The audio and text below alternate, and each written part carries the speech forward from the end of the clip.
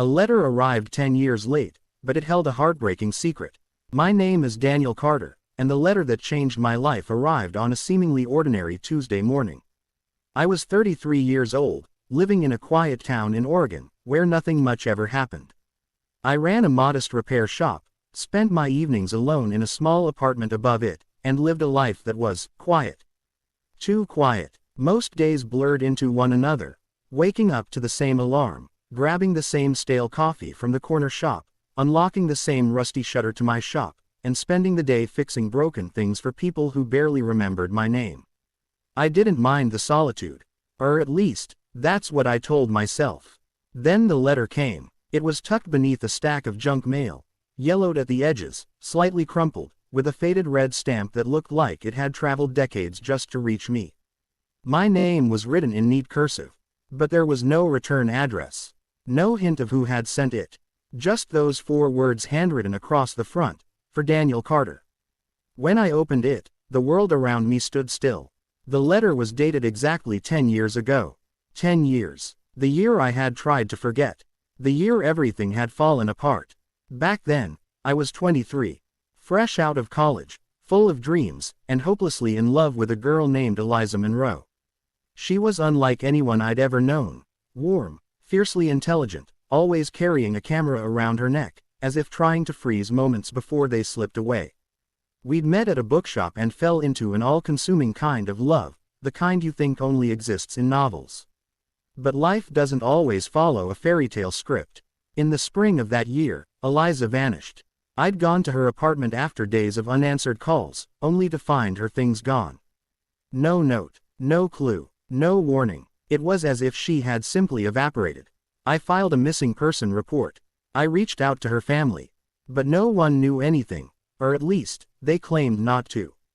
Over time, people told me to move on. That maybe she didn't want to be found. That maybe there were things about her I didn't know. But how do you forget someone who left such a deep mark on your soul? I didn't. I buried the pain. I built a life of routine. I convinced myself it was over. Until that letter. Inside was a single page, handwritten in the same delicate script I had memorized a decade ago. It was from Eliza. She wrote that she had left to protect me. That there were things happening, things she had stumbled into, that were dangerous. That her leaving wasn't abandonment. It was a choice. One made in fear, and in love. She wrote that she had tried to mail the letter the night she left. But something happened. She didn't say what, only that if I ever received it, it meant she was gone. Gone. She wrote that I deserved closure. That I deserved to know the truth, that I was never forgotten. That every day, every heartbeat, every photograph she took, I was with her. My hands trembled as I held the letter, the edges now wet with tears I didn't realize had begun to fall. For the first time in years, the numbness cracked. Beneath it was grief, love, rage, hope, and something else. A key. Taped to the bottom of the letter was a small, rusted key, with a number etched on it, 42. No explanation, no address, just that single number. For weeks, I couldn't sleep. I kept the key by my bed, stared at it like it held all the answers. Eventually, I followed it.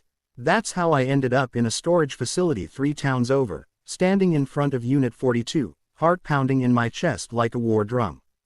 The key fit. Inside were photographs, hundreds of them, of me, of us, of places I had never seen but somehow felt familiar. There were journals, maps, notes written in Eliza's hand, pieces of a life she'd lived, in the shadows, alone, and at the very end, a tape. Her voice, older now, but still hers, telling me everything, about the people she had run from, the secrets she had uncovered, and the threats she couldn't outrun. She had sacrificed her happiness to keep me safe, and in doing so, she had disappeared forever. But she had left behind proof of her love, of her story, and she had trusted me to carry it forward. That letter didn't just change everything. It became everything. My purpose, my reason, my truth. And now, I tell her story, our story, to make sure she's never forgotten. Because love doesn't always end in happily ever after. Sometimes, it ends in a letter, delivered 10 years too late.